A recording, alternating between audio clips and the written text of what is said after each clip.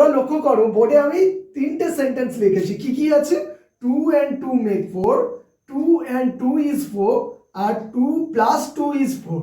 দেখো এই জায়গাতে দেখো আমরা ইজ ব্যবহার করেছি আর এই জায়গাতে মেক ব্যবহার করেছি। যদি বুঝে না ওঠো তাহলে বোঝো কি ব্যাপার। দেখো 2 আর মাঝখানে অ্যান্ড দিয়ে 2 বসিয়েছি, 2 and 2 এটা একটা সাবজেক্ট, এটা একটা সাবজেক্ট, তাকে কনজাংশন দ্বারা যুক্ত করা হয়েছে, তাই জন্য এইটা প্লুরালের ধারণা। তাই জন্য এখানে আমরা মেক্স না বসিয়ে কি করেছি? মেক বসিয়েছি।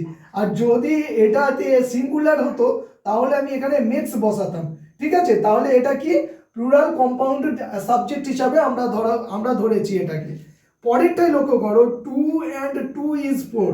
তোমাদের প্রায় সময় কনফিউশন হয় যে আমি ইজ বসাবো না আর বসাবো। অ্যাকচুয়ালি 2 and 2 এটা হচ্ছে অ্যারিথমেটিক ফর্মুলা। এই ফর্মুলার জন্য একে আমরা কি ধরি না একটা সিঙ্গেল এন্টিটি হিসেবে ধরি, তার মানে হচ্ছে একটা সিঙ্গেল সাবজেক্ট হিসাবে ধরি। তাই জন্য এখানে আমরা কি করছি? ইজ ব্যবহার করছি। তাহলে কি হলো? 2 and 2 is 4, যেহেতু এটা অ্যারিথমেটিক ফর্মুলার মধ্যে পড়ছে। আবার দেখো 2 plus 2 is 4, সেই একইভাবে এখানে সিঙ্গুলারের ধারণা আছে, মানে সিঙ্গেল ধারণা আছে, তাই জন্য আমরা ইজ বসাচ্ছি। আচ্ছা, বেশিরভাগ সময় তোমাদের উচিত কি বলো তো? 2 and 2 make 4 এই সেন্টেন্সটা ইউজ করা। ঠিক